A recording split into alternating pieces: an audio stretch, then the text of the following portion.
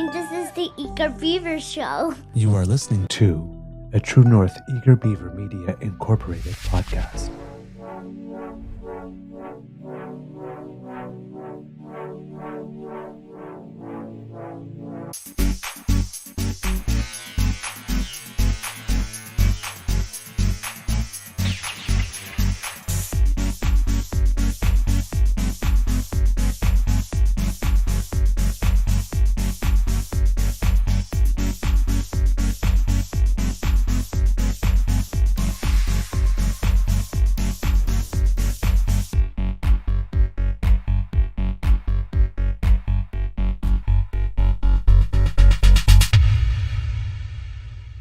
The True North Eager Beaver podcasts are proudly brought to you by our founding sponsors, the Misfit Mysteries from Corvid Moon Publishing, your source for science fiction, fantasy, and cozy mysteries featuring a broad diversity of characters, CanadianTarot.com, your uniquely Canadian online eclectic tarot community, and The Pepper Master, hot pepper sauces made from farm-fresh ingredients to thrill your taste buds and expand your mind.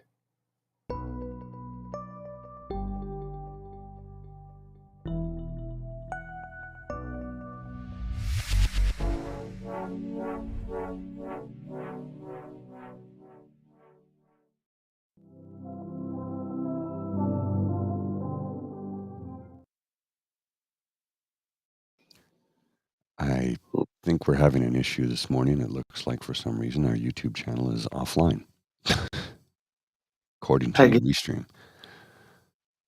Okay. I'm trying to fix it as we speak, but for some reason it looks like it's offline. I have no idea why. No, it says it's streaming, but I don't know. There's the whole interface on restream changed literally from Tuesday to Wednesday. And now it's all bizarre as to what's going on. I've got our YouTube channel up here online, other screen, and it's waiting for the show to start. we're live. So yeah. Thank you, Restream, for cocking it all up. I don't know what the hell is going on. It should be operational. It shows that it's there. I'll try it one more time. I don't know. Technology can be wonderful when it works, but when it fails miserably, it makes you very, very, very irritated. It should be working. According to Restream, it's working, but according to YouTube, it isn't. So I don't know what to tell you.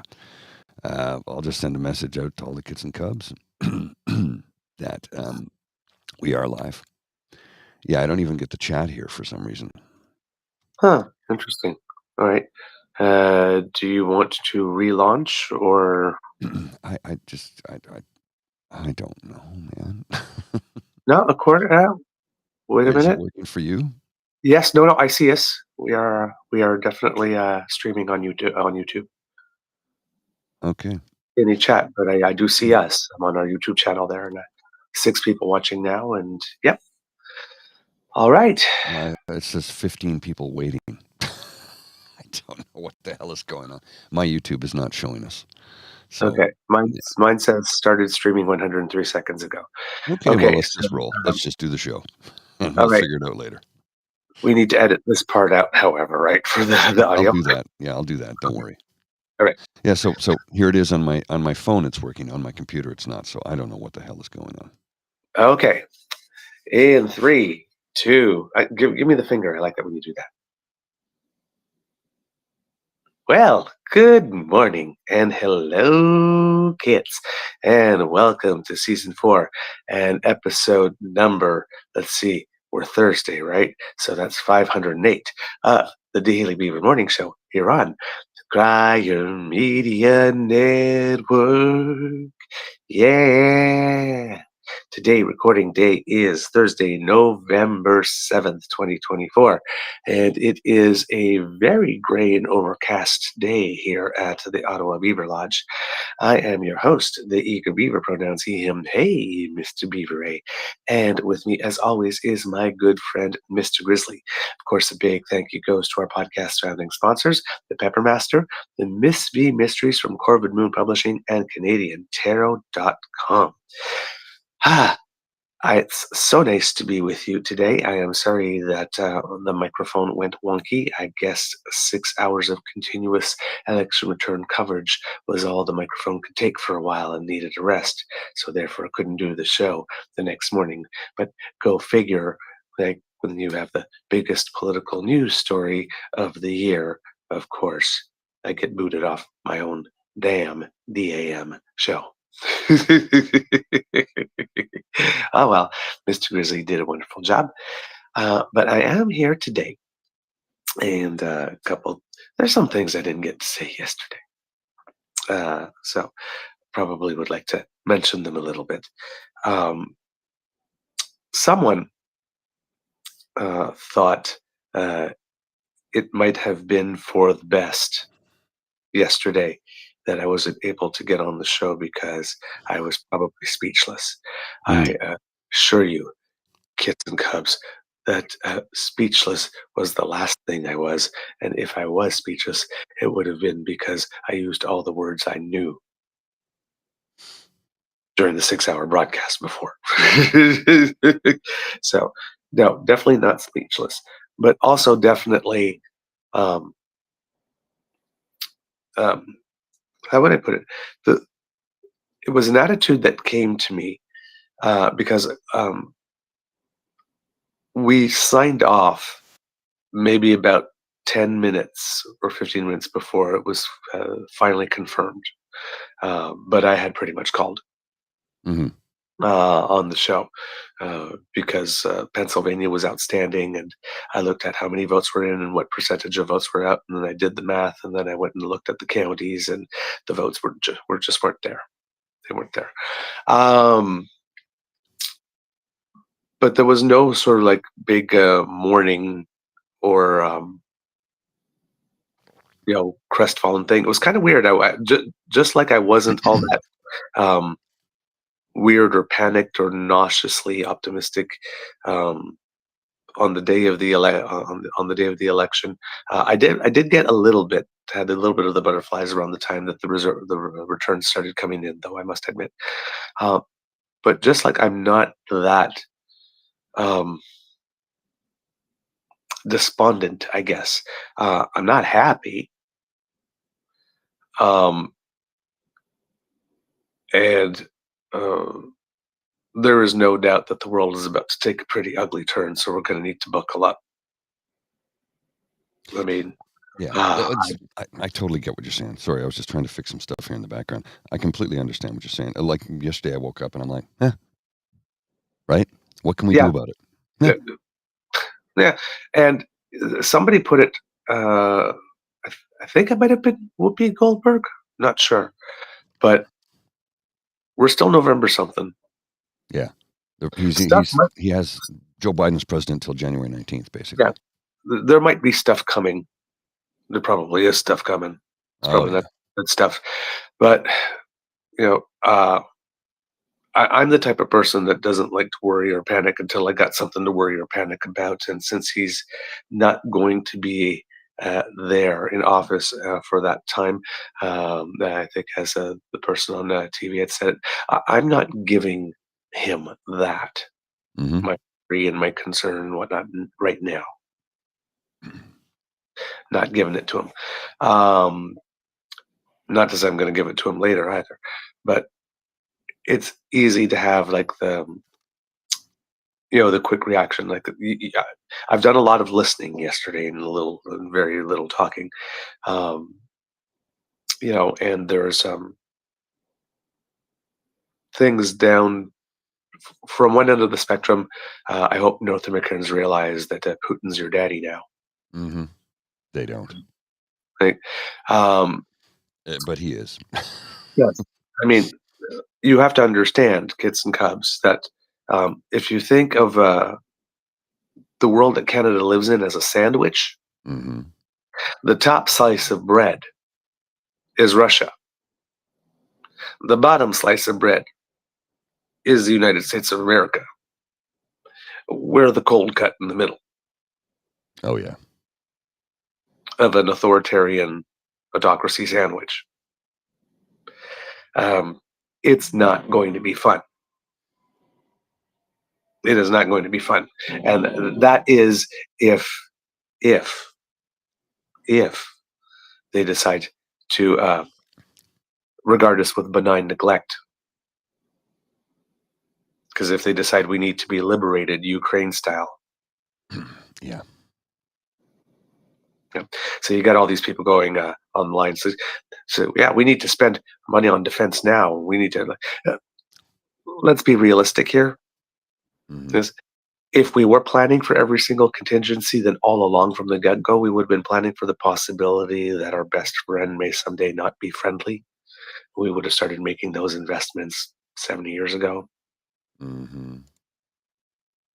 I'm not sure how much military we're going to beef up and bulk up between now and January something. Good question. Right. That's not an option. Conversely, I was at the curling club yesterday and sat around the table for a couple of matches, and after the matches, sharing the drink, and there was a lot of, oh, thank goodness we live in Canada. Yeah, don't be smug. Don't be smug. This can just as easily happen here. Well, number one, but number two, this is going to affect us too. You're not. I don't think you're getting it. Yeah. Yeah, exactly. I don't think you're getting it. Now, put a pin in that one because it will relate to something that I'm going to say later. The other thing is, Wait. this result. Did I misunderstand? You don't think I'm personally getting it? Or No, not you. No. Oh, okay, The people who are saying that, not you. Right. Okay. I was confused there for a second. Yeah. Oh, I get it. Yeah, you get it. I know you get it.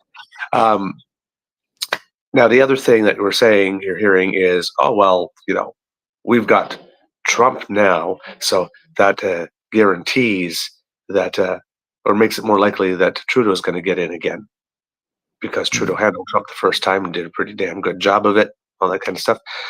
Not necessarily because, well, it's Angus Reid, so take it with a grain of salt.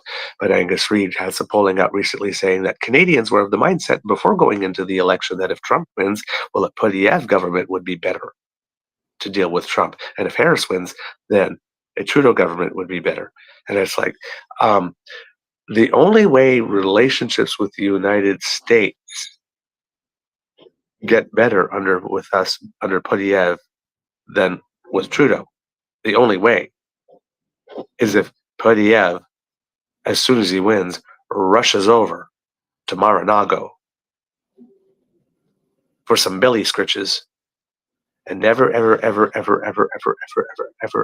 says anything bad about Trump, like the way that Trump never, ever says anything bad about Putin. Well, that's about the only way. That's about the only way, which means surrendering. Yes. If Poilievre becomes the prime minister, how's that song go again? How's that song go? Back that ass up. Back that ass up.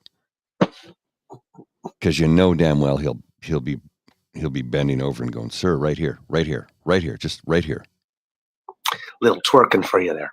Canada will take it in the ass from Trump if Poilievre becomes prime minister, because he's a maple MAGA and he will give Trump whatever Trump wants, needs, or desires. And again, right? It's like, oh yeah, you're just being anti-conservative. No. This is past behavior. Past behavior. FIPA. Mm-hmm. Exactly. Zhu. Mm-hmm. When the U.S. invoked the extradition treaty, what did those blue liberals like John Manley and all the conservatives say? You should have just left her go through when she got to the border. Just send her back now. Just give in China. Let China impose China law here. What happened with India when the Prime Minister made a statement in the House of Commons? They sided with India. Right? This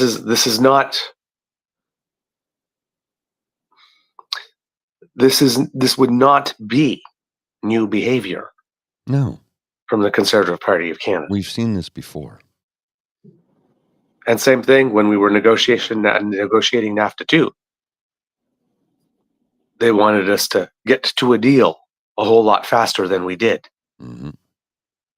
which would mean not having held tough to our positions as much as we did, capitulating on stuff a whole lot earlier, making it such that Donald Trump, once negotiations were over, would not be able to say whoever the Conservatives would have in the place of Chrystia Freeland was a tough negotiator. It was really tough. Well, she was the one who negotiated the USMCA, right? Yeah. Didn't like her. She was tough. Well, tough. So I I'm sure he said he didn't like her, but it's like, yeah, it was a negotiation, and we negotiated. So yesterday's show, unfortunately, you weren't able to join because of computer errors and glitches and blah, blah, blah, blah, blah. I had a friend, I'm going to relay part of the message to you. Not the whole thing, but part of the message to you. A friend yesterday said to me along the lines of, if democracy is dead, how did democracy work? People voted. Democracy is not dead. I'm like, you've missed my point entirely. Democracy is still alive. As of January 20th, it is officially dead in the United States of America. The republic is over because the president, the soon-to-be sworn-in president, Donald J. Trump, will be basically anointed as a monarch, and he can do whatever the fuck he wants because the Supreme Court of the United States of America has given him those powers. He has more powers than a monarch. And I'm like, you've missed my point entirely. Democracy survived for one more day, but they voted in a despot, a dictator, a fascist who has the powers of a monarch. He's a king. He will do whatever he wants, and nobody can hold him responsible. He could literally do what he said years ago, stand in the middle of Fifth Avenue, fire off a gun, and have that projectile make contact with somebody and unalive them. I'm being very careful with my words here. And nothing would happen to him. Well, now they have given him license to do exactly that. He said time and time again, time and time and time again, he said, vote for me and you won't have to do it again. You won't have to do it again. It's all over if you vote for me. Don't worry about it. We've got it fixed. You'll never have to do it again. Thing is, I watched a clip from Rachel Maddow. And I don't know if you've seen this clip. I'm going to try and dig it up here. And it's conspiratorial what she's saying, but the thing is, what she's saying is conspiratorial for a reason. She said before he made that speech of vote for me now and you'll never have to do it again, for about 5 days leading up to that, he said, we have all the votes we need. We don't need any more votes. We have all the votes we need. Yeah. We have all the votes. We have all the votes we need. We don't need any more votes. We've got so many votes. We have all the votes. Multiple times he said that. Yep. So the picture being painted that was the fix in long before the election. Look, I'm not going down that conspiratorial pathway at all. At all. Mm. But For tons of conspiratorial, there's the one where did those 14 or 16 other million votes go? Because the voter turnout was less. But then there's the whole other the blame gaming. You know, because it was Joe Biden's fault for not leaving soon enough, and vice versa. It was the Democrats' fault for pushing Joe Biden out. Because in what world did you actually believe that Americans were going to vote for a black woman, mixed-race woman, over a white man? The only person that defeated Donald Trump was a white man, another old white man. So I guess all of this is useless. It's like, I haven't read the Andrew Coyne article yet. Have you read it? Apparently, so my buddy was telling me Andrew Coyne's article in the Globe and Mail was, wow. I've not read it yet, but apparently it's like, holy crap, he loses his shit. And I haven't had a chance to read it yet. I'm going to look it up later today. I do have this clip from Rachel Maddow, which we'll have to excise later because they'll definitely give us a copyright violation. Yesterday's show, I showed a clip of Jon Stewart from The Daily Show, and they blocked it completely. So I have to cut that out, which is in the process of doing it for the replay. But I'll show you this clip from Rachel Maddow because this is the one I was just talking about. I found it. I've got it here. Have a look at this. But let me also point out something more strange, which has been happening at the same time and it hasn't had as much attention. The day before Trump made those remarks on Friday, he said, you're never going to have to vote again after you vote for me this one time. The day before that, on Thursday last week, he didn't say that people wouldn't have to vote anymore once he was elected this November. No, the day before that, on Thursday, he told his supporters, not that they're not going to have to vote again, but that they don't have to vote this time, that they don't need to vote for him this November. My instruction, we don't need the votes. I have so many votes. My instruction, we don't need the votes. I have so many votes. He said that on Thursday last week. And it turns out this is something, when you look, he says this all the time now. Watch. My instruction, we don't need the votes. I have so many votes. We don't need votes. I tell my people, I don't need any votes. We got all the votes we need. I don't need votes. We don't need votes. We got more votes than anybody's ever had. You don't have to vote. Don't worry about voting. The voting, we got plenty of votes. Don't worry about voting. Of all the weirdness around this campaign, this is a truly strange thing to tell people, right? Don't vote. I don't need your vote. I don't want your vote. I mean, all the surface level weirdness is, worth noting. Having a new position on literally anything you can think of as soon as any random rich guy tells you to.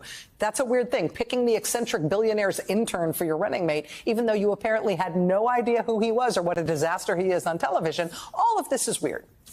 But telling voters, do not bother to vote for me. It doesn't matter if you do. I don't need your votes. That is a thing that should prick up your ears. Because what that means is that he doesn't think he needs to win the vote to win the election. He doesn't think he needs to win the election in order to take power. He thinks something other than votes is going to determine whether or not he gets back in the White House. So that clip was prior to the election by a couple of weeks. Yep. Conspiratorial? Perhaps. Mm-hmm. I don't know. I don't know. There's a whole other conspiracy I read like about 5 minutes before coming on. No, conspiracy. I don't say conspiracy because the source is credible and reliable, but I'm reading it and I'm thinking like, which has to do with, and I'm not going to name the nation because I do not want to feel this conspiracy, but has with a particular person in another nation making sure that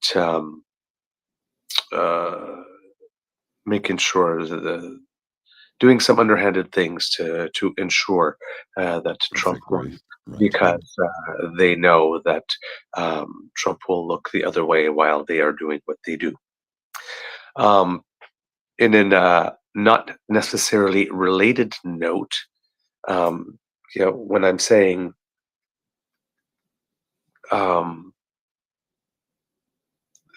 there's just a lot of stuff going on. Sorry, I'm having trouble getting all the thoughts organized in my head. It's okay. It's okay. I was talking before about the odds that this would make it easier for Trudeau, because it was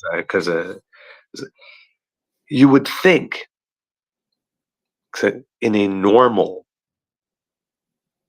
timeline that when chaos is coming, and you already know somebody has managed that type of chaos and has done it well, that would send people running to the person that's always managed the chaos, the devil you know. because like every good horror movie, it seems that the villain has come back for another scare. Well, So, this thing, Dan, I just put on the screen. It says, "I'm not a conspiracy guy, but I know for a fact media controls all narratives when it comes to elections across the world. Full stop. It's just a fact." You're not wrong, Dan. mm, You're not. You're not. Yep. Yep. And we know who most of the media is controlled by in this country, right? Right. Foreign So, entity. yes. So this thing that it would necessarily be better for Trump would necessarily be better for Podiev. Not necessarily one or the other. I don't think that there's anything in there that if everybody's stating that for a fact, they're pretty much full of it and blowing some sunshine up your butt and engaging in some wish casting, stating what they would wish to be true as being an inevitable fact, as opposed to because we don't know how Canadians will react. It might there might be that many people in Canada as there are in the States that want this type of thing as well, and the fact that there was a victory there might be the ultimate motivating factor as well. So, I mean, there's many ways that this can play out. Anybody who claims to be able to tell you, "Oh, this is what this means for sure," as it's going to Canada who's going to win the next election here. No, not at all. Don't run with any of that, and don't start ruminating on that. That's just a waste of your time and waste of your energy.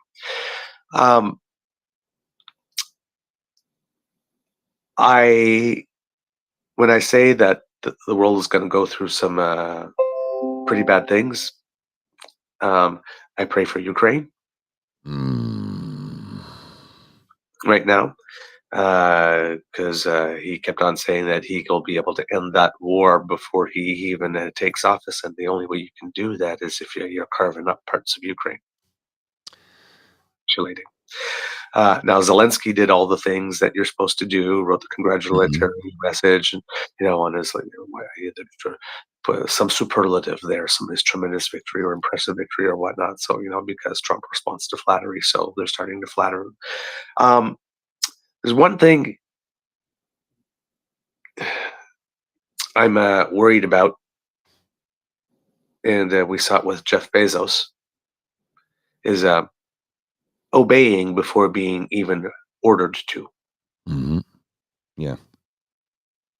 Now, probably should not. Nobody should probably be doing that. And if you're seeing public figures, entities, business leaders, governments, whatnot like this that are already doing that, it's time to press the panic button. Well, that being said, I still, I'm in favor of not a single newspaper or news organization ever endorsing who they want for president.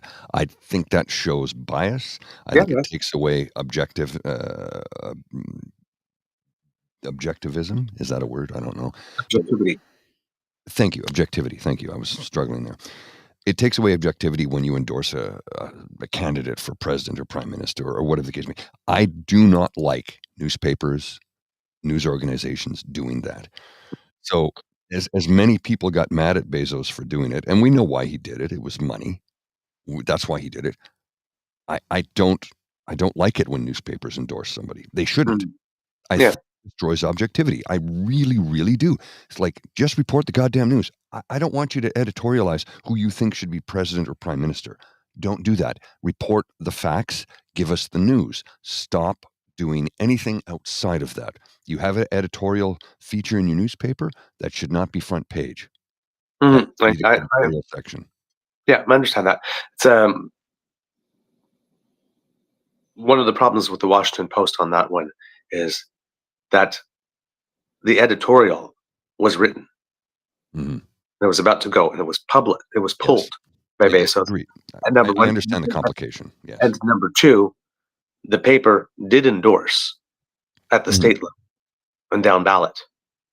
They endorsed all they only just did not endorse for president. But the point here is it's the lack of endorsement is one thing, but the pre-consent to doing business in a new way, so as to not piss off or offend the delicate sensibilities of the new monarch. Yes, exactly. That's very, very dangerous. Agreed. That's why it's a razor's edge, right? I don't like it when newspapers endorse, and I don't like what they did here. It's complicated. I want to put a quote on the screen here from H.L. Mencken that we have talked about in the past, and we'll bring it up once again. I'll read it out loud for those listening. This is from H.L. Mencken.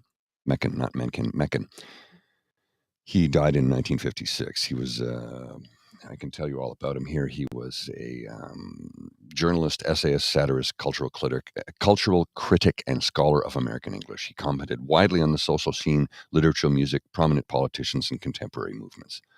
His satirical reporting on the Scopes trial, which he dubbed the monkey trial, also gained him attention. The term Menkinian has entered multiple dictionaries to describe anything of or pertaining to Mencken, including his combative, rhetorical, and prose style. And the quote that is on the screen now for those who are watching can see, and I will read it out to you as follows. As democracy is perfected, the office of president represents more and more closely the inner soul of the people. On some great and glorious day, the plain folks of the land will reach their heart's desire at last, and the White House will be adorned by a downright moron. That was true in 2016, and it's true again in 2024. A moron has been placed into the highest office of the land of the United States of America. And when I said it's the end of democracy, and people go, well, the democracy worked, I go, it did. It worked. But you elected a guy who will bring about an end to the republic, an end of the republic, and an end to democracy in the United States of America. The empire is over. It's dead. It's gone. Because there's a lot of people that are still talking, well, in 4 years. It's not guaranteed. People are not getting that. It's maybe not guaranteed that you won't get to vote again in 4 years. If you do get to vote, will it be a vote people get to vote in Russia, but is it an election? Right? Yeah. Gun to the head vote, right? Do you have illusion of democracy? Mm-hmm. Right? It's an illusion. So that could be the case there too. The other thing that could be the case is that it's not like these people. I mean, ask yourself the question: how did Neil Gorsuch get on that Supreme Court? It's like Republicans have a problem with changing the rules in the middle of the game. Oh, all of a sudden, it's the last year of your mandate. You can't name a Supreme Court justice. All of a sudden, Trump's president. Hey, if there's a thing that opens up in 1 month before the end of the presidency, what are you going to do? Mitch McConnell goes to the camera and goes, "We'll fill it," and keeps walking. Oh, suddenly that rule that you can't do it 1 year before suddenly doesn't exist anymore.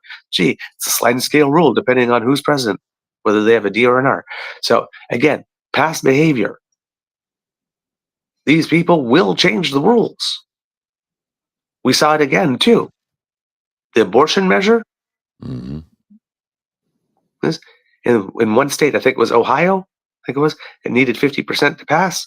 And then the Republicans turned around and said, hey, before we have the referendum on the abortion thing that you want enshrined in the Constitution, let's have this referendum first. And in this referendum, people of Ohio, I want you guys to vote for the fact that if you want to change anything on the Constitution, if you want to do any type of public ballot like that the threshold of victory doesn't need to be 50%, but 60%. Would you please voluntarily vote for you to make it harder to have your will respected?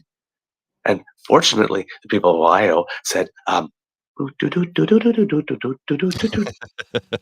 so that was good. I like that. You really had the tune down. That was good. Thank you, sir. Appreciate that. Thank you. I appreciate that. I'll give you one of these. Hang on. What the hell you say? SpaceX, what the hell is that? What the hell is this? What the hell? What the hell you so dramatic? What the hell you say? What the hell you say? What the hell? What the hell? Who moving the What the hell? What the hell? Indeed.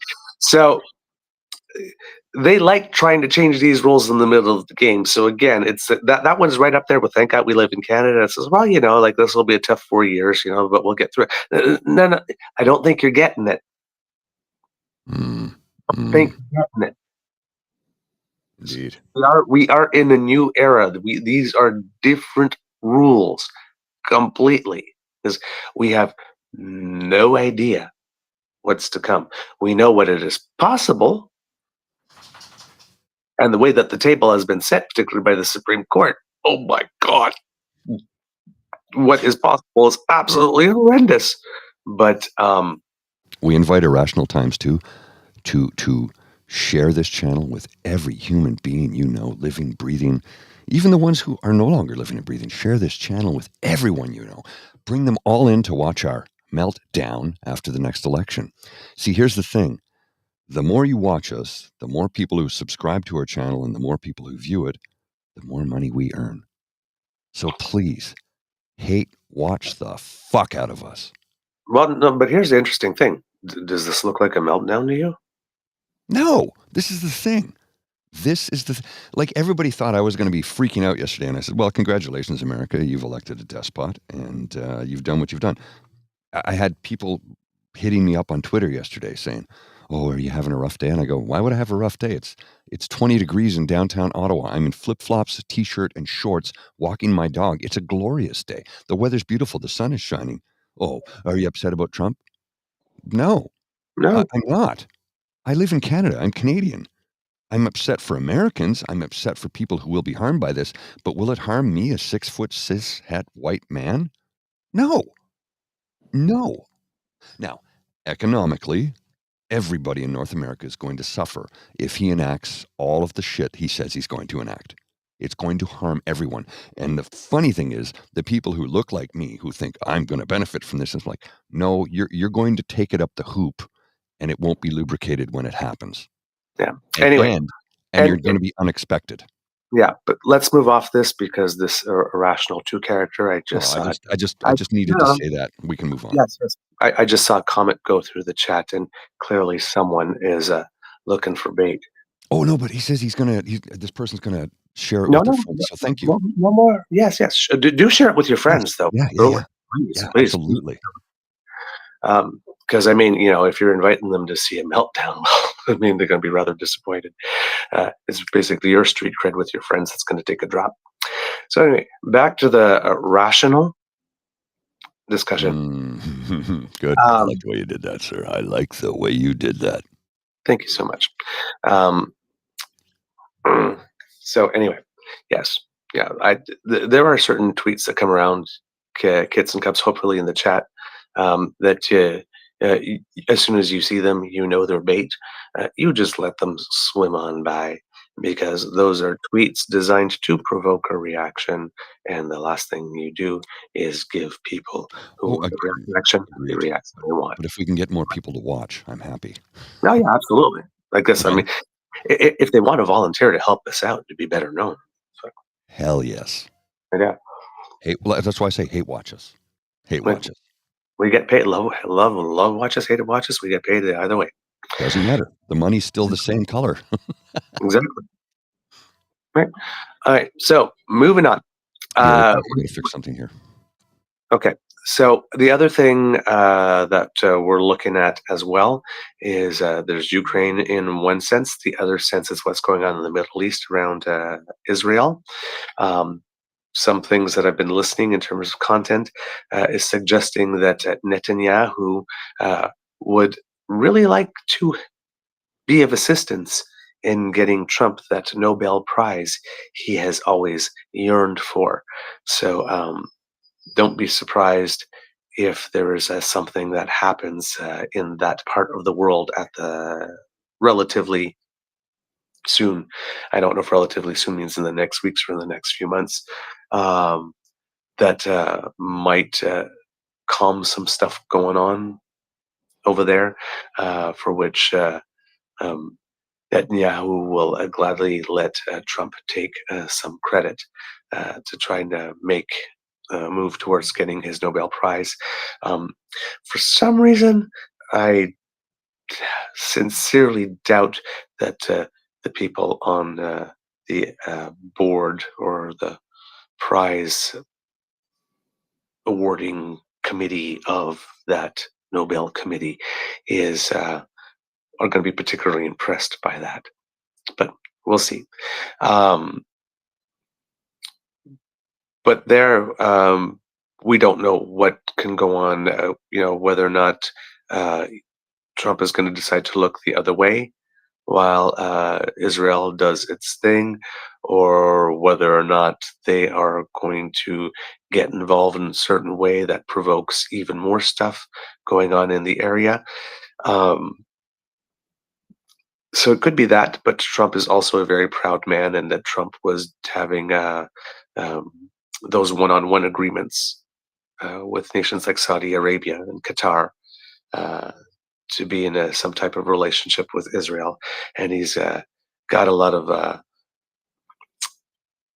ties with the Saudis, and the Saudis are desperately trying to change their economy because they know that the era of oil is exiting. So there's a lot of the Saudis seem to be skating where the puck is going, which is a weird metaphor because we're talking about a place where there's desert, but not known for hockey.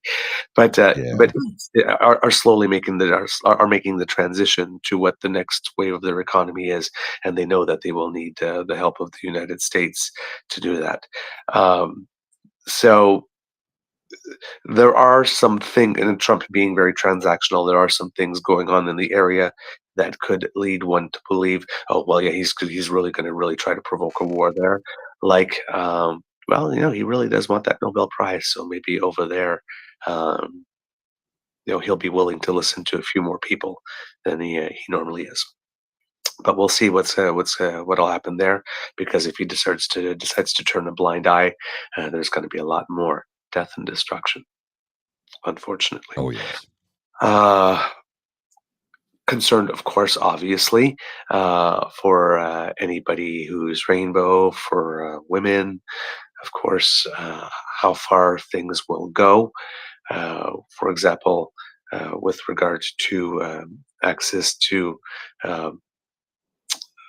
stuff like mifepristone that could be sent by mail, whether or not those things will start to be tracked, whether or not certain states will make it illegal to receive that or to send that in those states, whether or not these 7 states that voted for measures to either reverse abortion restrictions, like in Missouri, they're the first state ever to vote to turn over a full ban.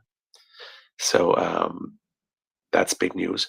And in states like New York and California that had already had protections, they voted to enshrine them in their constitution. So 7 states voted for that. But if there is a national abortion ban, well, that overrides all those decisions. So it's how far they want to go. RFK Jr. Apparently is already on the record saying that he's not planning to take away people's vaccines. So that's. But he doesn't want to vaccinate anybody in the future. Is that the case, or like, I'm not sure. That's what we're not sure. He was going to be put. He's not pro-vaccine, clearly. So everybody thought if they put him in charge, well, he's going to just like ban all vaccines. He's saying he's not going to do that if he gets put in charge of that. So he's maybe not going to be promoting vaccines, whatnot, but he's not going to be taking away your measles or polio vaccine. Right. Okay.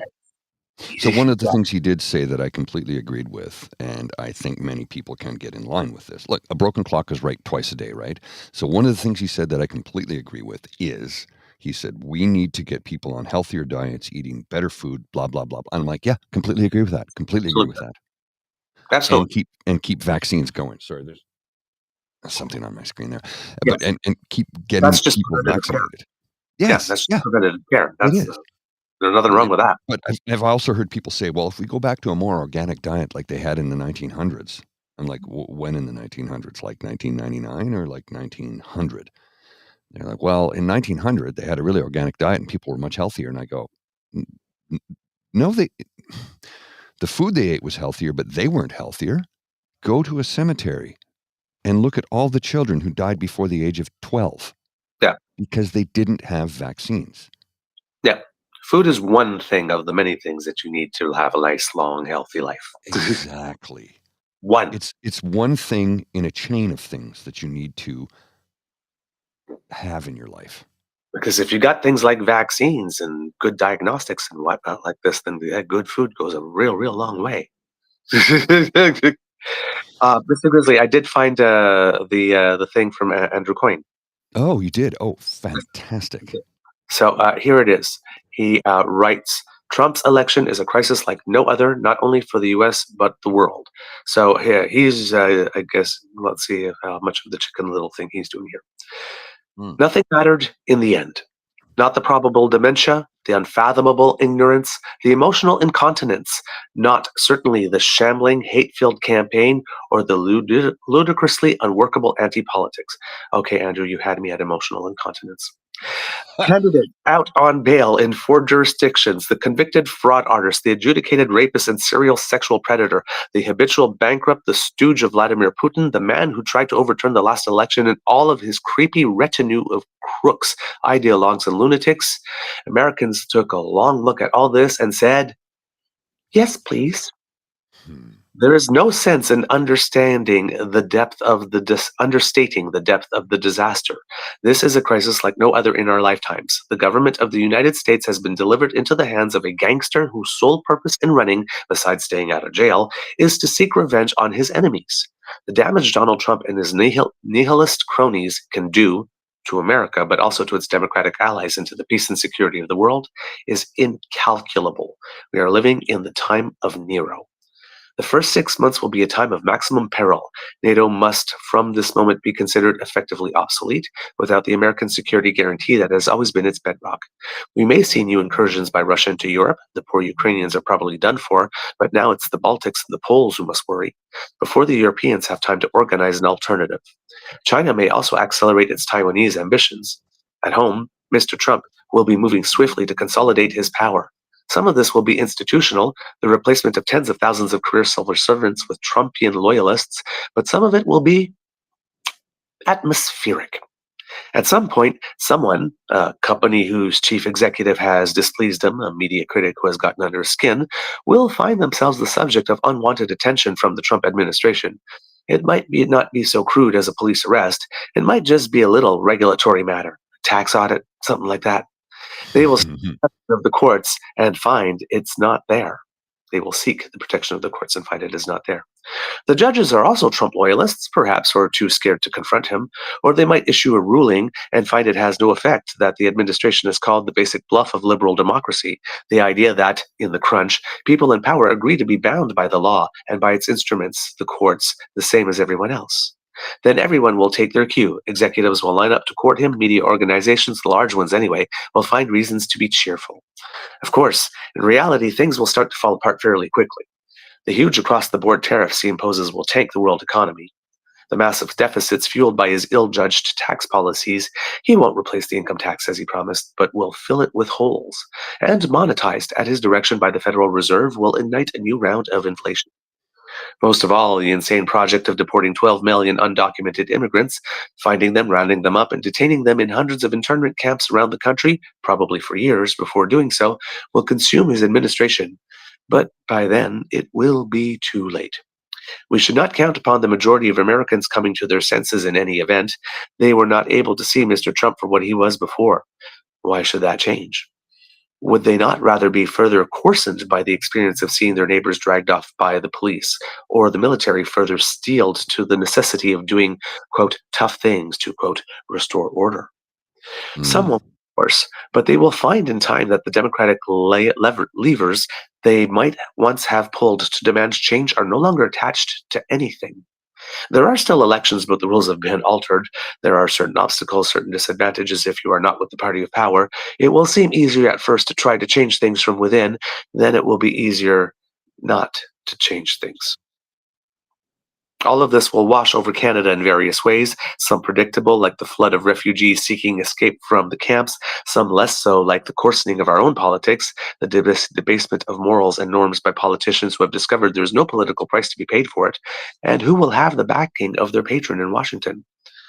All my life, I've been an admirer of the United States and its people, but I'm frightened of it now, and I'm more frightened of them. What's the David Bowie song? I'm Afraid of Americans. Apparently that was charting yesterday. I'm like, wow. Wow, Andrew Coyne. What do you, I mean, Andrew Coyne being very un-Andrew Coyne-like for a change. Because normally he's one to sort of court right-wing politicians, normally. Yep. But look, as often as I have faults with Andrew Coyne, I will say this about him. He does call out bad people for doing bad things. He does. Yep. And that's the truth. And what he's saying here is alarmist, but for damn good reason. Yeah. You know, I mean, he was the one who pointed out to a panel on the CBC that $70 billion in federal transfers to the provinces for healthcare has not been spent on healthcare. Yep. Yep. He's not reaching here. No, he's not. He's not reaching here. He isn't. And again, you know, I sometimes find fault with him because I think sometimes he leans a little too far right, oftentimes. But when he's right, he's right. Here, my favorite journalist in this country is Chantal Hébert. Mm-hmm. I don't see eye to eye with her 100% of the time, but 100% of the time, she's right. Mm-hmm. Even when I don't see eye to eye with her, I go, well, she's right. And that's the thing. I don't have to see eye to eye with her to agree with the fact that she's right when she's right. And Coyne is right on this one. Yes, Tim. I think Tim's hit the nail on the head. Coyne is like halfway between a Mulroney conservative and a Pierre Poilievre conservative. Yep. Yes, I agree with you. I think that's Tim. Thank you. That hits the nail on the head. Again, I don't dislike Andrew Coyne. I have my moments where I'm like, oh man, what the hell? What, like, oh man, what the hell? You know, but when he's right, he's damn right. And this is that case. This is that case. He is damn right. Yep. Now, with what's going on in the States, right? The other thing that people are do we give the trolls a panic moment? Oh my God, I can't. Do we give them that? Should we give them that? Nah, no. I can't be bothered. You know what I can give them? No, I can't do that. If I moon you, we'll get shut down because you can't show nudity on YouTube. So. Listen, this is the closest to that moment that they're going to get. It's the whitest part of my anyway. This is the closest to that moment that they're going to get. Right here, exactly. Yeah, right here. What I'm about to say right now. Go ahead, sir. The thing with Trump, mm-hmm. There's a lot of people when we're talking about some nuclear grade coping here, like this. Oh, creator, let it be so that he's as incompetent right now as he is, especially in the first 2 years, and then we'll get to midterms, and you know he won't be able to execute all the things that he wants to and all that kind of stuff. Okay. They keep on saying America should be run like a business. No. They got their businessman. He had one term. Term one, businessmen, especially the high-powered ones, love hostile corporate takeovers. Oh, yes. Term one was a hostile corporate takeover of the Republican Party, of the Supreme Court, and ergo the Constitution. Term two is a hostile corporate takeover of the entire machinery of government. Mm-hmm. Right? He's not alone this time. He's not alone this time. Mm-hmm. The last time, the Federalist Society wrote everything down that he needed to do to make sure that he got the 3 judges that he needed in order to overturn Roe. This time, it's the group of people that wrote the Project 2025 document. What was it? Who was it? Matt Walsh, I think, was a piece. Whether he said yesterday, maybe it's time we invoke. What did he say? I'm trying to get the verbiage correct here. I think it was along the lines of, maybe it's time we admit that Project 2025 was real, because they denied it for so long, right? Yes, exactly. So the thing is that whether it is real, whether it isn't real, right? People who like him, not the people who denounced him, so the people that are going to return, they got together and they wrote this thing. And Trump's one man, and he gets bored real easily. Mm-hmm. So all he needs to do is put the person in the position, and then if the person wants that done, they'll do that, and Trump will probably be okay with pretty much anything, unless it comes back somehow to bite him, and then he'll turn on the person who did that. It's what he does, right? Oh, yes. So that's the part that makes me say, with this victory, also starts the countdown to the moment where Donald Trump realizes that the useful idiot has served his purpose and he is no longer needed anymore because the machinery of government has been infiltrated. And you can pretty much be sure that the old fuckers on the Supreme Court, the Alitos and the Thomases, are going to be really, really happy to retire and will be replaced with 30 to 40-year-olds. People in the 30s or 50s. Or cabinets. So this, when people are saying, in 4 years we'll get to vote again, this is a 40, 50-year change. Yes, it is. It's a 40 to 50-year change. Well, and he said you won't have to vote again. Does that mean, he's going to invoke his powers granted to him by the Supreme Court of the United States of America and say, no, I'm a monarch. I can do whatever I want.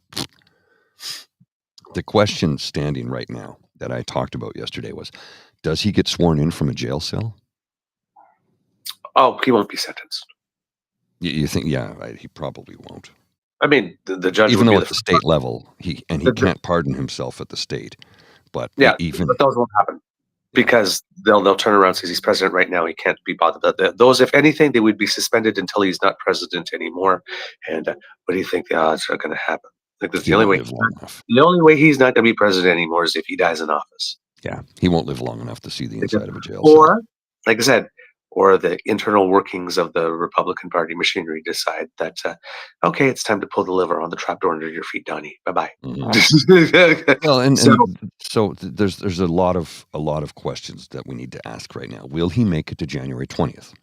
Will he see the inside of a jail cell? If he gets sworn in from a jail cell, will he be able to pardon himself? Well, no, he can't because it's a state prosecution, number one. Number two, that's when he writes an executive order, says, I have carte blanche to pardon anybody I see in the United States of America, period, which means he takes away state rights, which will then create, what was it so many people like to talk about in the 1800s that took place when Lincoln was president? State rights is why they had a civil war, wasn't that? That's their excuse? Yep. It was more about how they wanted to own people, but they said it was state rights. So if he writes an executive order that takes away state rights to prosecute a president and put him in prison for something he did in the state of New York. Do you see where I'm going with all of this? Yeah. Listen, here's the thing. With his sentencing, maybe that judge will sentence. But here's the other thing, too.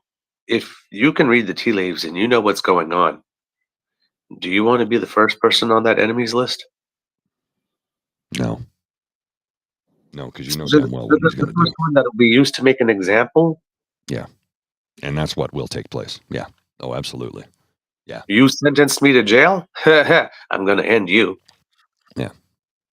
So, and because he has the powers of a monarch, he will do what he said he would do on Fifth Avenue. Right? So, unless that judge is one of those people like Munir Sheikh or whatnot like this that's willing to fall on sword or whatnot. Don't hold your breath for sentencing. There'll probably be some legal reason for which, he's the president now, so I guess there's no point in doing that, or this thing is moot or whatever, or something will happen. Yeah. So John Smith is already winding down his investigation as well. That's, there's not, Fani Willis got reelected, but I'm not sure she's going to be able to do anything either. So it's that whole concept of no man being above the law turns out was a lie the whole damn time. America, what a country. Miss Shattuck asked a question here. I'm going to put this question on the screen from Miss Shattuck. If he were to die or get sick or goes to jail before the swearing in, does Kamala get the presidency by default? No, Vance would. Vance is the vice president. He becomes the president, period. That's what happens. Yeah. No matter what happens to Trump in the future, the presidency will still go to the Republican Party, period. Yeah. The other sort of like fantasy scenario, conspiracy scenario going out there is that somewhere between now and January 20th or soon after, Trump goes to JD and says, well, it turns out that I can't pardon myself. So here, how about I sign this thing to make you president? And as your first act as president, you pardon me. Yeah, exactly. Quid pro quo. So we'll see that. Now, over here in Canada, the one last little thing I want to mention here, when they're talking about Poilievre and Trudeau, you have to understand that when Trump was president the first time, Canada was a favorite punching bag. Whenever he screwed up at home domestically or whatnot like this, then he would come in and find a reason to either slap a tariff on us or say that he had a phone call or something with the prime minister and he was insulted or something like this. So we're going to be that again, number one. And number two, if this is, and indeed a whole IDU, sort of everybody's coordinating, working together, and the prime minister on the global scale is quote unquote the head of the snake because he's the leader of the most successful progressive nation remaining now, and he's been there for a long time. So all the nations of the world, India and China and Russia and the United States, all have to set their sights on making sure to take him out in order to crush this movement all around the world because he is perceived as its figurehead. A lot of tariffs in the first 6, 7, or 8 months of Trump. A lot of people coming across the border because going like this is going to create a situation here that the conservatives are going to exploit like crazy. So these people can create the situation here. Tariffs leading us to a recession, inflation rising again, and a whole bunch of people coming across our border. That could happen within 6, 7 months. Very blame it all on Trudeau. Exactly. Which is insane because it has nothing to do with him. Exactly. And that's how they get their prime minister party. Yeah. So we are going to be in for some bumpy rides. Now, for people who are homeowners, however, good news for you because, hey, if Donald Trump's going to make inflation go sky high and provoke a recession, that means interest rates that are already going down and might have only gone down to 3 or 2.5% will probably go down lower. So, yeah, you. But other than that, it's going to be a shit ride. Get your humor. Like this, feel your feelings. Be mad, be frustrated, be disappointed, whatnot. But as Margaret Atwood said, it's like, be disappointed, but do not despair. Despair means you've given up, and you do not have the luxury of despair. Well, there's a few folks I spoke with yesterday online, just in chats, and they were like, okay, I think I'm going to quit. I'm like, please don't. Please don't. We need your voice. You are important. Take a few days off. Lick your wounds, take care of your mental health, do what you need to do to make yourself better, but do not quit. We can't have people leaving. We can't have people giving up because if you give up, the war is over. The fight is done. We are finished. We can't have that. I get that a lot of people are really, really wounded by this. Doesn't wound me at all. I'm fine. And a lot of people are like, are you licking your wounds? I'm like, no, what? I'm not harmed by this at all. First off, I live in Canada, not the United States of America. We have a different system of democracy in our country, a better one, if you ask me. My opinion. You can disagree with me if you wish to. That's fine. I don't have an issue with that. But here's the thing. This cis-het white man will not be immediately harmed by anything Trump does. I won't.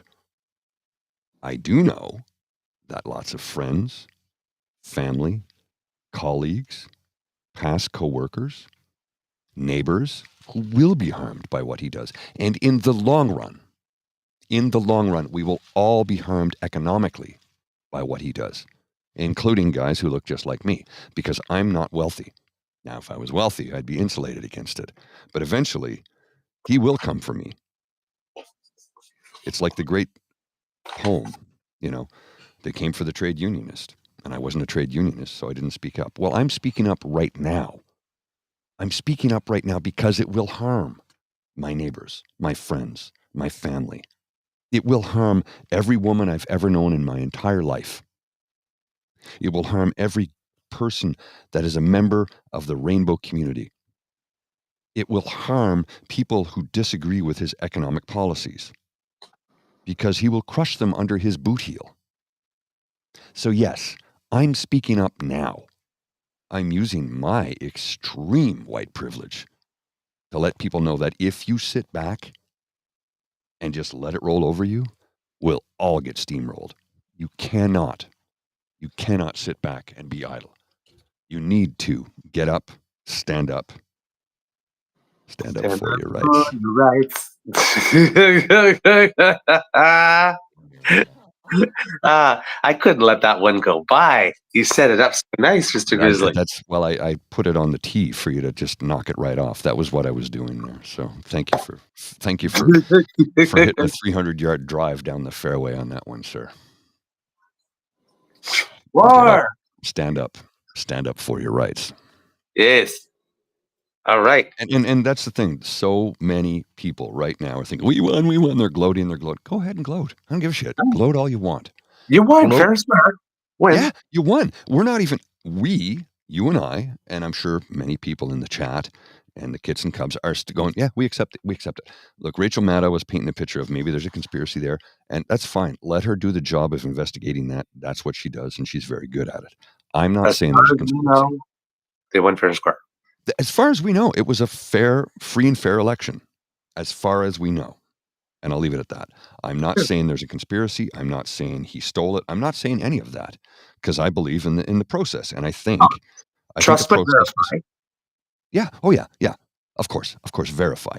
There's nothing in the public domain that leads us that would cause that has anybody to run and say, there's something wrong here. Exactly. If I don't see anything of that after all the verification, something comes up, that's another thing. But right now there isn't. I don't see anything to indicate that at all. Exactly. So, like I said, we accept it. Yeah. Okay. They won. Good for you. Gloat all you want. Gloat as much as you like. I don't care. Because now it's like, pick yourself up, dust yourself off, and get right back in the game. Fight for your rights. Fight for true democracy. Fight for your friends, your neighbors. Put your blue jacket on, get into the streets, and scream in bad people's faces. Let them know that this will not stand. Let them know that your rights were fought for. People died and bled for your rights. And you're not going to give them up. Not 1 millimeter. Milliliter's a liquid measurement. Millimeter. Not 1 millimeter. Or for my American friends, not 1 inch. Don't give up an inch of your rights. Fight, fight, fight. Isn't that what Trump said after his assassination attempt when he got nipped in the ear by a bullet, which has no scar and his ear looks intact? Anyway, fight, fight, fight.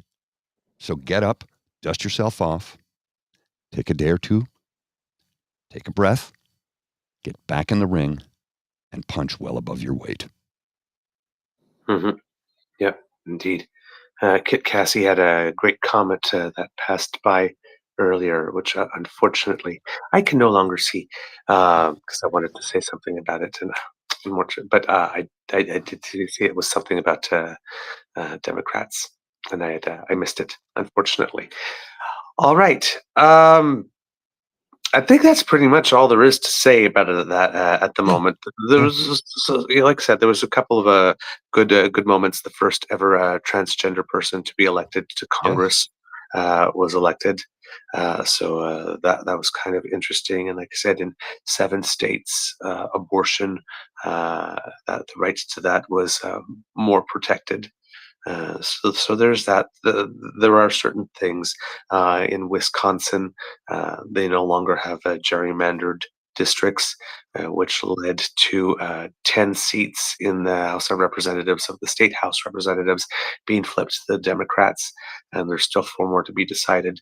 But it could be such that the House is as close as a 50-48 now, as opposed to something like 64-34, like it was before. With these types of things, so there are little things of good that happened here and there through all of that, but it's bad. Indeed. It's just bad, and how bad it is just depends on how much the people that now have the power, well, who will have the power starting in January, are willing to curtail themselves. Also depends on whether or not the House does flip. Right now, I would say it probably does. It does not flip. It probably remains in Republican hands. But if it does, there is some check. But if it doesn't, it's literally at least 2 years of unchecked power until midterms. So it's going Just to be an FYI, sir. Just want to give you an FYI. I've put our YouTube stream onto my personal Blue Sky channel. We'll set up a Blue Sky channel for True North as well later on, just because we don't know what the future of Twitter is. Yep. So let's get all our bases covered, and a lot of people are migrating to Blue Sky. So we'll, right now I've linked the YouTube channel, but we will set up a Blue Sky for True North and be able to broadcast there as well. Yep.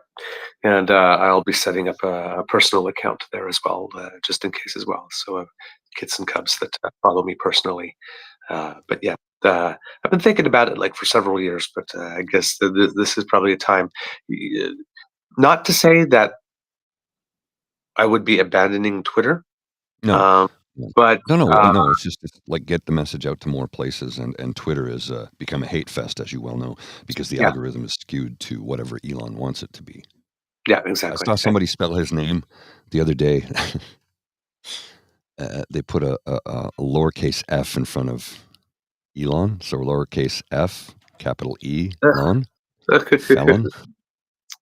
Because he was there illegally in the United States of America. Anyway, I thought that was pretty funny myself. So I thought it was hilarious. Some dark humor.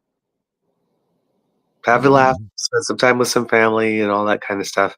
But yes, we do need Canada to get prepared to be living in a world where in which the nation that was once our best friend is at best an unreliable partner who doesn't think of us very much at all, and at worst a rival who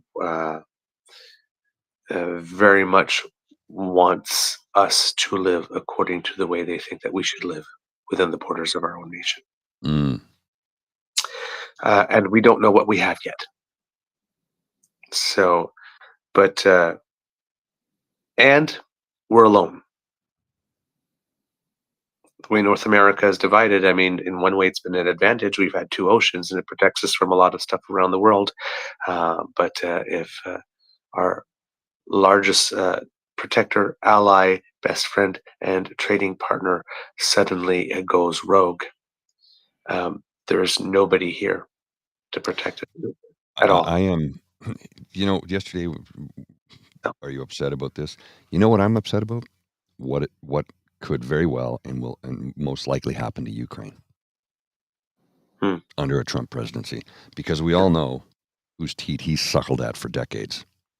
Yeah. And we all know how much he admires and loves despotic leaders like Orban and Erdogan and what's his name in North Korea, and Putin, his master, his puppet master, Vladimir Putin. And Xi and Erdogan and the guy in Belarus, and he likes them all. He loves despots. He loves them. He loves them. You remember, he said he wants his generals to be like Hitler's generals. Hitler's generals tried to murder him several times, right? Yes, he doesn't think these comments through. He's not a smart man. Everybody goes, he's a good businessman. He's been bankrupt 7 times, and he doesn't pay his contractors. He bankrupted a casino. A license to print money, and he bankrupted it. Have you ever heard of a casino going bankrupt other than, people funneling money out of it? I mean, come on, it's a license to print money, and he bankrupted. The man is a fucking idiot. Yes, but he's an idiot with power and lots of friends and lots of money now. Supreme power. Supreme power. So, it's I don't know what to say. I can't make it sound better than it is. It's not going to be fun, and it's going to be very tough. The thing that's going to be toughest is going to be if assuming things don't get violent and there's any violent intentions towards us, but assuming that, I guess the thing that's going to be toughest is going to be the constant unpredictability and destabilization. He loves to destabilize. He loves to keep people on the toes, have people on the defensive, worried that he's crazy, what he's going to do next. It's going to be that constant, but it's going to be way more amplified than we saw in term one. It's going to be way more amplified. So for those of us who like predictability, stability, constancy, quiet, we can't have these nice things anymore. So it's going to be a world that is going to be louder, angrier, more confrontational, where you're going to have to defend your personal space a lot more, where you're going to have to assert boundaries and be way more assertive, or else you're going to get run over. So we're going to have to make adjustments as individuals and as societies, because it's not going to be easy in any way, shape, or form. And hopefully,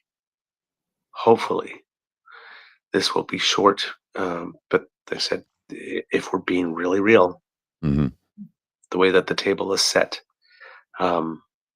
this is the new normal for the next 40 to 50 years. I'm afraid so. And here's the thing that our friend Mike Gibbs pointed out. He said 30 years ago, he was visiting family in the UK. And his grandparents, aunts and uncles, the elderly who'd gone through World War II, had said, it's going to happen again. It's going to happen again. You're going to get a despotic fascist who will rise to power through populism, who will do what Hitler did. And he's like, really? And they said, yes, because you have to understand those of us who lived through it the first time will no longer be here in 30 to 40 years. And he will rise up again. They didn't say who it would be. They had no idea, but they said they predicted this over 30 years ago, that this would happen. And I haven't had a chance to reach out to Mike yet, but I'm going to later today and say, look, I wish you were wrong, but I know you're right. Steve Bannon, when Trump got in the first time, said, this is happening. It's going to happen again, and it's time. I hate Steve Bannon. I think he's a vile, disgusting, walking, eating, living, breathing pile of human fecal matter. But he was right. He was right. And I need to share this tweet with you from Jake, USMC, United States Marine liberal. This tweet, he put this out. When did he put this out? Let me see here. This was 6:13 a.m. today. And here it is on the screen. This is what you bought. Well done. Those of you who prioritized anything over stopping these lunatics. They're already promoting Project 2025, but you didn't listen. You couldn't accept a black woman as president and blamed her for things she had zero control over. Well done. And let's take a look at these tweets here. Matt Walsh. Now that the election is over, I think we can finally say that, yeah, actually, Project 2025 is the agenda. LOL. Trump has a mandate, and so does the entire conservative movement. Historically, we haven't been great at putting petty feuds aside and working together, but that's what we're going to have to do. No time for squabbles and infighting. Now's the time to start stacking wins. Evan Kilgore. Women, back to the kitchen. Abortions, illegal. Gays, back in the closet. Interracial marriage, banned. Illegals, pack your bag. Trannies, back to the asylums. Jesus, back in our schools. We are so back. Yep. Yep, It's what it is. that's what it is. All right. Mr. Grizzly, do we have a show? We do indeed, sir. All right, kids and cubs, that's the end of this episode of the Daily Beaver Morning Show. We hope that you love listening to us because we love making this for you. Remember that sharing is caring and word of mouth is priceless, so please tell your peeps and poops all about us. We love it when you do that. Now, if you don't want to miss an episode, you don't have to, thanks to the Ray Girl, because she is fabulous, all kinds of fierce, and she shows it and proves it by sponsoring our pod page. Podpage.com/the True North Eager Beaver, lowercase letters with a hyphen between each one of those words. And when you go there and click subscribe, well, boom, when we have something fresh off the bandwidth, it comes directly to you. You can also get there by scanning that QR code that just appeared under my chin. Thank you so much for doing that. Now, if you would like to support us in other ways, then you can surf on down to the True North Eager Beaver Media Incorporated YouTube page, like Kit Elaine does, and click on our buttons, like, share, and subscribe. We have 3 buttons for you. If you click them, that makes us happy, really does. And, well, who doesn't like a happy beaver? Right? There you go. And let's put it this way. After the election, at least somebody should be happy. Might as well be the beaver. Wink. Hell yeah. Okay, so if you would like to support us in other ways, the QR code by Mr. Grizzly brings you to our coffee page. That's coffee, ko-fi.com/eagerbeaver, lowercase letters, all in one word. And that's where you will find our tip jar. So if you like our show, you like our product, you want to encourage us to do more, and you want to help us with the financial costs of bringing this to you every day, well then, if you just go there, scan that QR code, or again, coffee, ko-fi.com/eagerbeaver, and drop a few loonies, toonies, maybe a $5 or so in there, that makes us feel very good, and it really does help because there are some costs to bring this to you.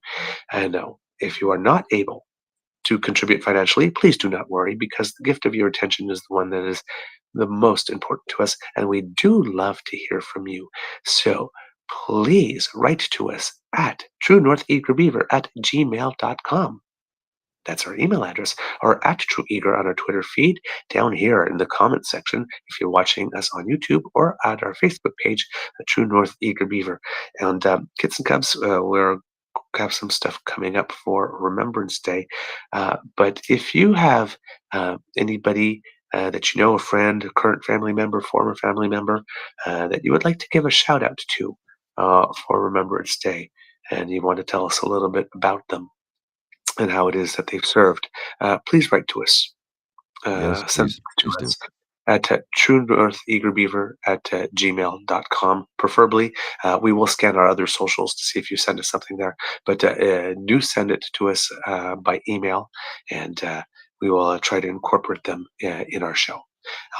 Also, if you don't have anybody in your family or somebody that you know, but you just want to share a word with us about what Remembrance Day means to you and why it is that you observe it, please do. All right. Thank you so much for your participation. It will help make the show better. Because democracy is something that you do, Nova Scotians, we need you, Yeah. especially now. Right. So I don't know if it looks like Tim Houston is on his way to another victory, and this is Doug Ford last time around with because I saw the polls and it said NDP 26 or Liberals 26 and NDP 25, one or the other. So I don't know if it's that type of situation where they can't coordinate, or if it's a situation right before Justin Trudeau came in where people of the province didn't know which was going to be the choice, and they needed a week or two to figure it out, and then they went ahead and unseated the Conservative once they had decided on Trudeau. But people of Nova Scotia, if you could find a way to get together to flip another province, there would be more happy beaver. That's all I'm saying. So make your plan to vote, research your candidates, do all the volunteering that you need to do, and but regardless of who it is for whom you vote, please, please, please do get involved. Thank you very much. Hello, Lola, you cutie, looking right at the camera. Look at that pose, and looking so gorgeous. She's loving four legs that one. All right. It could be a tough world out there, kids, so please be kind to and gentle with yourself. Mr. Grizzly, do you have some words of wisdom for us, sir? Yes, I need to apologize first off. Yesterday, my intention was to do an ASMR for those folks who are feeling rough about the U.S. election results, and I didn't. And the day got away from me. I was incredibly busy yesterday, and I apologize that I didn't get a chance to do it. So I will make up for it by providing you with an ASMR later today for those who need to come in and chill out for a little bit. And again, I'm really sorry I didn't get a chance to do it yesterday. The intention was there, but sometimes life gets in the way, and it certainly did for me yesterday. So I apologize. Today I will provide you with an ASMR that we can talk about how you're feeling, what your innermost thoughts are on the election results in the United States of America. Again, I'm not directly impacted by it. I'm not. Economically, everybody around the world will be impacted by it in one way or another. We won't feel it for a while, but it's going to happen. Yeah. The stock markets, by the way, loved it. Yeah, I know. I Because saw that. my U.S. banks ETF went up 10% yesterday. Oh. Well, a one day move on a banking ETF of 10%. That's huge. That's is like ridiculous. massive. Banking Yeah. ETFs usually don't move up that much anywhere near that much in a day. So yes, some stuff is going on there economically. All right. There's for my part. I had it and I lost it. There was something I wanted to add and I That couldn't happens. remember it. But maybe I'll remember it while the credits are playing, and then we can have it for the Easter egg. So, Mr. Grizzly, please. Oh, I have something for the Easter egg, actually. Okay, please Yeah, cue the I clock. got something. I will do that. Yeah, just give me a sec here till my console has gone a little haywire here. So let's here. I'm going to cue the cock. You are listening to a True North Eager Beaver Media Incorporated podcast. The True North Eager Beaver podcasts are proudly brought to you by our founding sponsors, the Misfit Mysteries from Corvid Moon Publishing, your source for science fiction, fantasy, and cozy mysteries featuring a broad diversity of characters, CanadianTarot.com, their uniquely Canadian online eclectic tarot community, and the Peppermaster, hot pepper sauces made from farm-fresh ingredients to thrill your taste buds and expand your mind. We are grateful to the Crier Media Network for its support, Pete Jarvis for our artwork, and Paul Joseph Something for our opening and closing sequence music.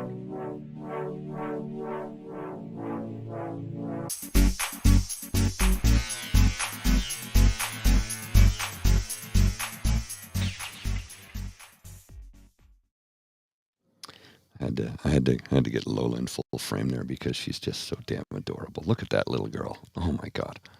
My 90-pound muscle-bound love hound. She is my mental health support animal, believe me, in more ways than one.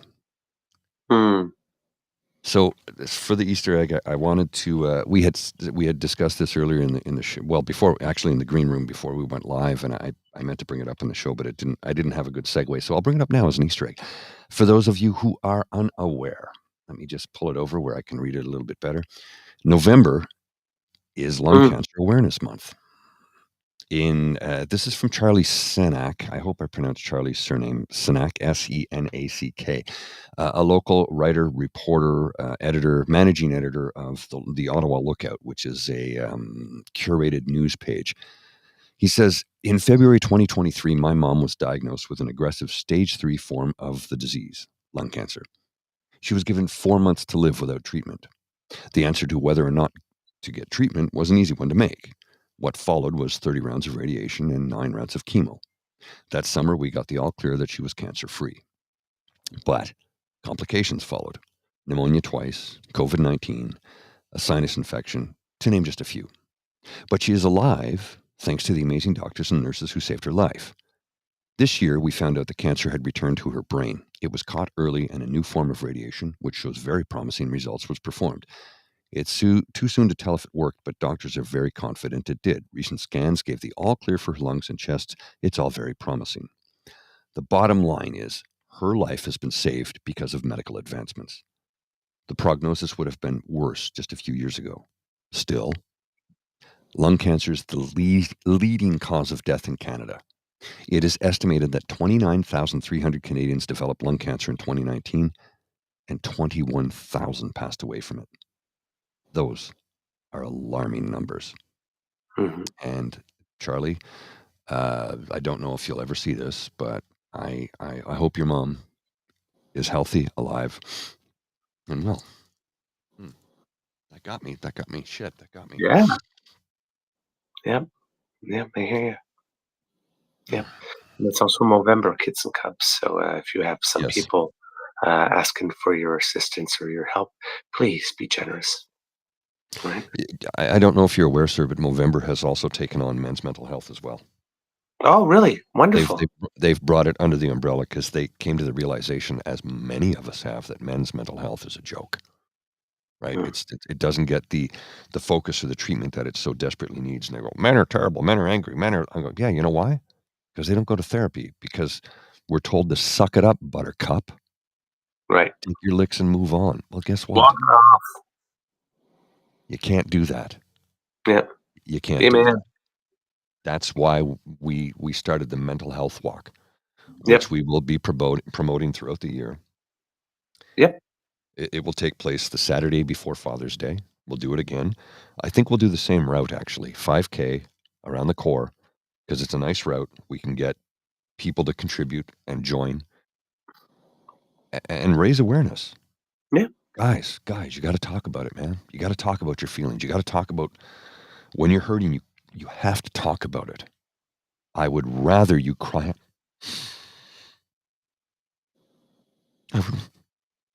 I would rather you cry on my shoulder than me attend your funeral.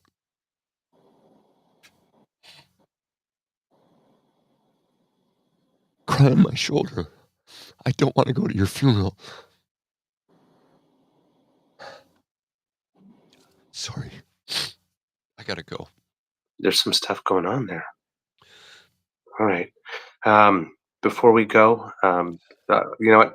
I'll ask you this offline. I was going to ask about PubCat, but we'll talk about it offline. Kit Frankie, congratulations on the new job. I knew it was going to happen for you. So well done, my friend. And just for the kits, we're not going anywhere. No, we're not. So whatever the results are, nationally and other nations and that type of stuff, we're not going anywhere.